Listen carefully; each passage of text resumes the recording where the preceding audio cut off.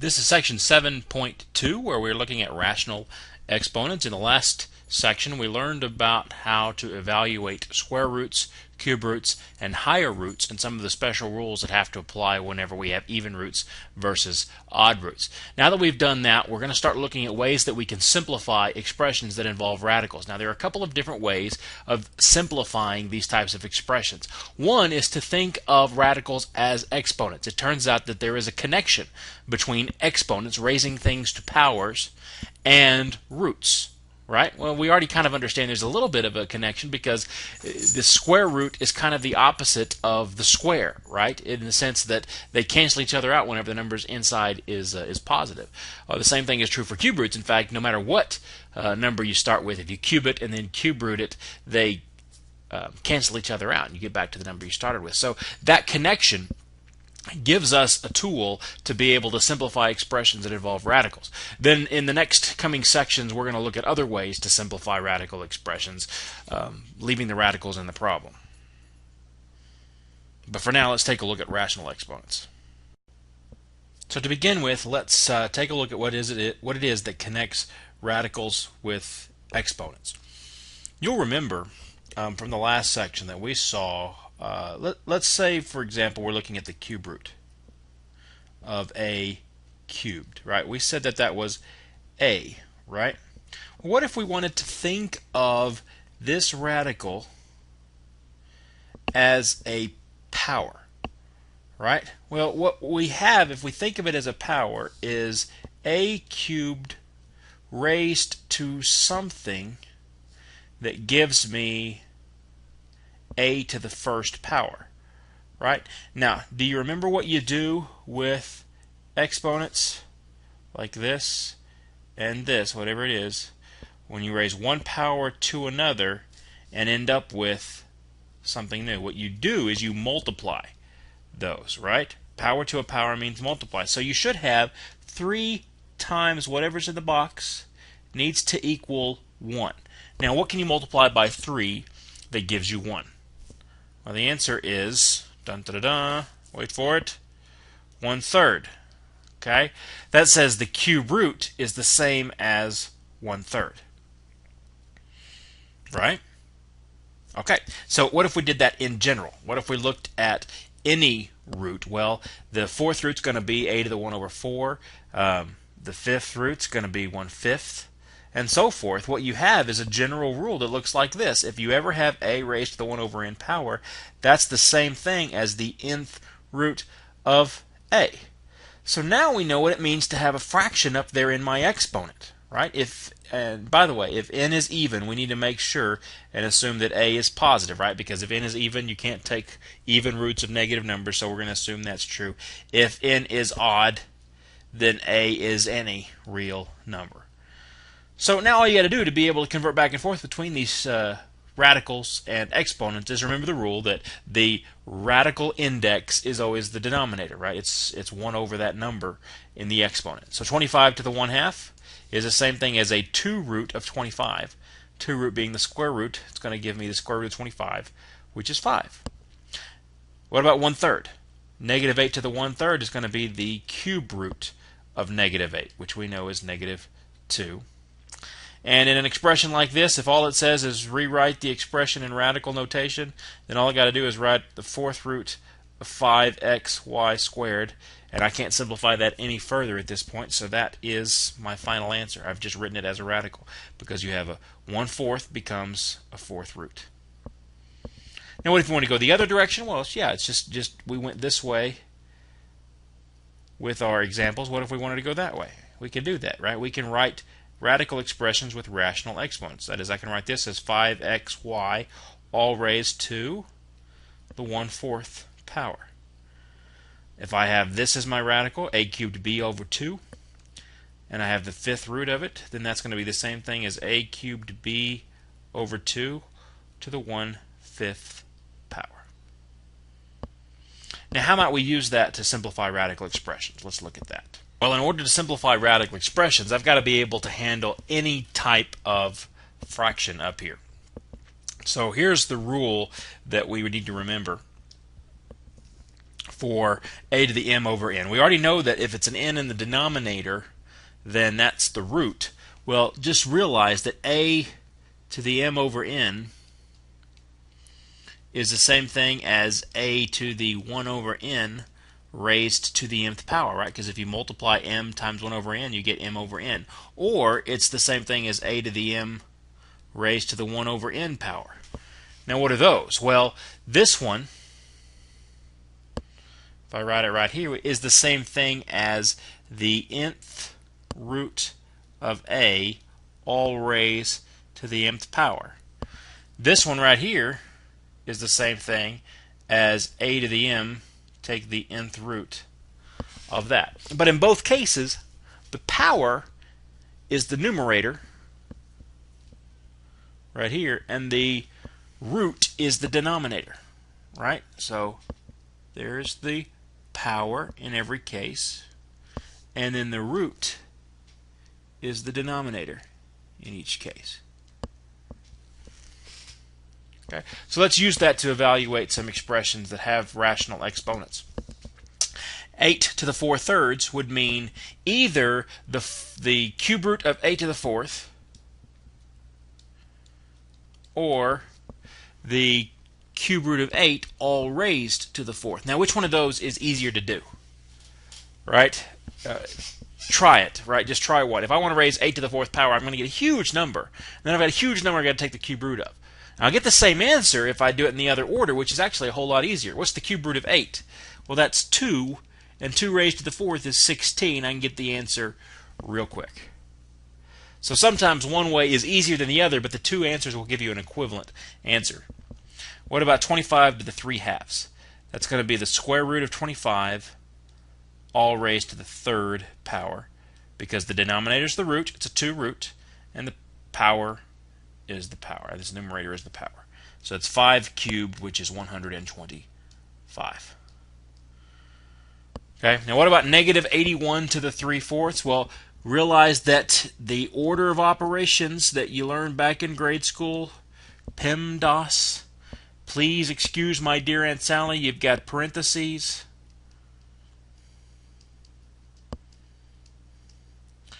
exponents, multiplication, division, and you do those all in one step, and addition and subtraction, you do those all in one step, but you do left to right. What comes first? Negative out front is a multiply. Does multiply come first or exponents? It's the exponents that come first. So we're going to do that and leave the negative sign just sitting out front. So we take 81 and take the 4th root of it and cube it. All right, that's going to be negative, and the 4th root of 81 is 3. 3 times 3 is 9. Times 3 is 27. Times 3 is 81. So yeah. And 3 cubed is 27. And the negative just sticks around the whole time. Okay? And of course, we can go the other direction as well. If we're given something that has radicals and powers in it, we can write it the other way. That's going to be the same thing as 7 to the 5/3. Here's one more example. 4th root of 13xy all raised to the 9th power. You would just take the entire inside 13xy. Okay, it's got a 9th power, so that's the numerator, and a 4th root, and that's it. Okay. Now, the type of simplifying you can do with this now involves any type of problem where you might be able to use the rules for exponents. And there's generally 7 rules that we study. Hopefully by now you've seen these before. This is not something that you would see new in this class, hopefully, but let's refresh your memory. This is where you have the rules like if you have 2 like bases multiplied together, a to the nth times a to the nth, you add exponents, right? Like a cubed plus or times a squared would be a to the 5th. Right? Think about that again. A cubed times a squared is a to the 5th. You add exponents because you got 3 a's here, 2 a's here, all multiplied together. That means 5 a's multiplied together. And if you do a to the nth over a to the n, then that's subtraction. Okay, a negative exponent means 1 over a to the m. A 0 exponent is always 1. A to the m to the n is a to the m times n. If you have a product raised to a power, you can raise each factor to that power, and if you have a quotient raised to a power, you can raise the numerator and the denominator separately. Okay. And just as an important side note here, you can't do this.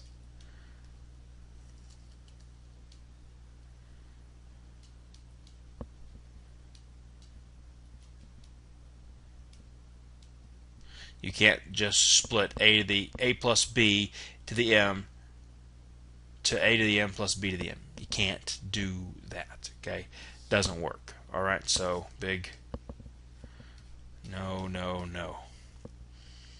Okay. All right, so how might we use these rules to say do this problem down here?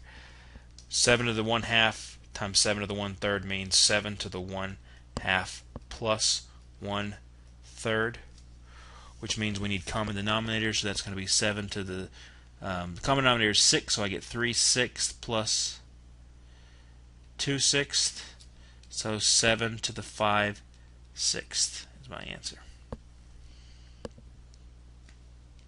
Okay, what about this one? The 10s cancel out of top and bottom. I'm left with 5 on top. I can subtract exponents. Notice the bottom exponent's bigger than the top, so I'm going to take the bottom minus the top. Right, so I have 5 over x to the 4/3 minus 1/3. Now, if you're going to take the bottom minus the top, it's going to end up on the bottom. Okay, now what's 4/3 minus 1/3? That's 3/3, right? Which is just x to the first power, so 5 over x is your answer there. 9.1 raised to the 2/5, all raised to the 3/4. So the rule here is it's power to a power, so you're going to take 9.1, raise that to the 2/5 times 3/4. Okay, if you multiply those out, of course the 2 can divide out of top and bottom. I'm left with 9.1 raised to the 3/10. And that's it. Alright, now the next one, we've got x to the negative 3/5, y to the 1/4 raised to x to the 1/3. So what I would do here is take this, since we've got a product each raised to a power, I'm going to raise each one separately to that power. And by using the same rule that I used on part C, I can multiply those exponents. So I'll have x to the negative 3/5 times 1/3 times, because there's a times in between here, y to the 1/4 times 1/3.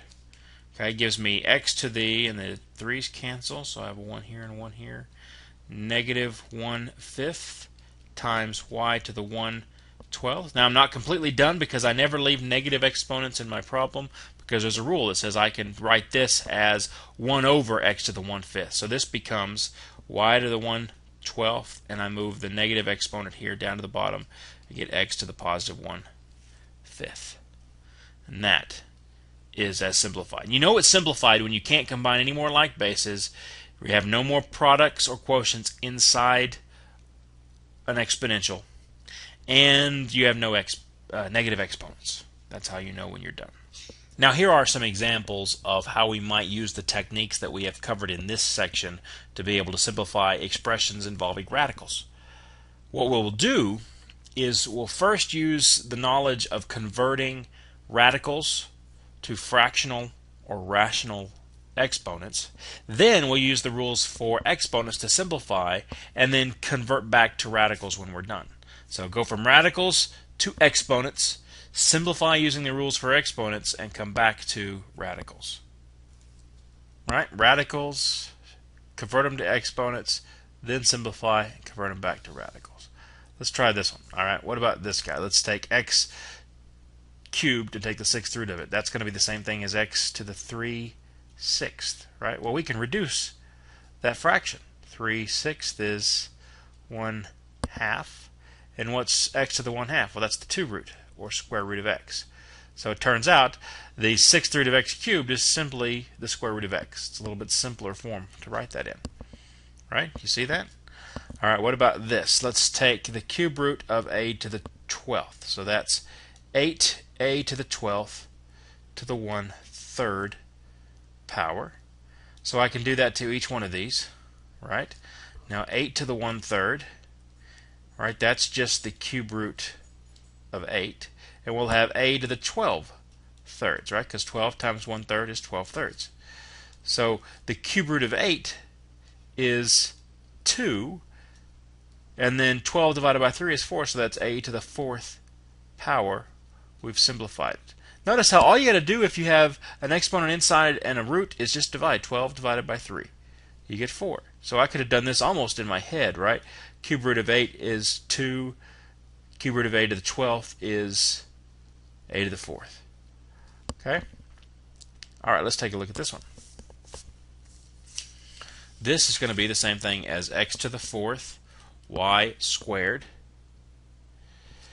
raised to the 1/8 power.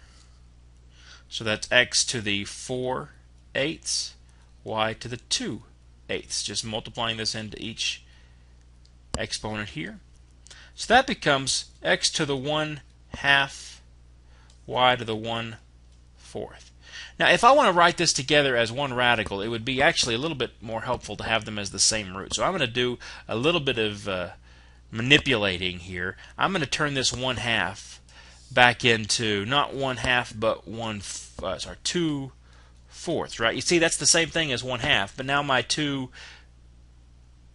factors here have the same denominator in their root. I can write them both now as the 4th root of x squared and y to the 1st, right? Because I can factor out that 1/4 and get 4th root of x squared y. Okay? Now that one's going to be a little bit tricky. Sometimes you see that. If you came up with, as a result of not seeing my little trick of using 2/4, you had x to the 1/2 and y to the 1/4, and you wrote square root of x times the 4th root of y, guess what? That's still simplified, and I would accept either one of those answers as a simplified form. But these two are both equivalent and have a simpler form than what we started with over here. On example D, we have the square root of x over the cube root of x. Let's convert those to radicals. That's going to be x to the 1/2 over x to the 1/3. Now, which is bigger, 1/2 or 1/3? Because I'm going to subtract the bigger minus the smaller, so I don't end up with a negative. 1/2 is bigger than 1/3, right? So I'm going to take and subtract, because the rule for division of like bases is to subtract their exponents. 1/2 minus 1/3. Using a common denominator, I'll get that that's x to the 3/6 minus 2/6, or x to the 1/6, which is the 6th root of x. We've simplified it. Okay. Example E, the square root of the cube root of x. Well, the square root is to the 1/2 power, and the cube root of x is to the 1/3. So you actually have x to the 1/3 raised to the 1/2 power, okay, which is going to be 1/3 times 1/2. So that's x to the 1/6, which converts to the 6th root of x. Now, it's only a coincidence that we got the same answer on those last two. All right, that's the end of section 7.2 and how we can simplify radicals by using their connection or their relationship to rational or fractional exponents.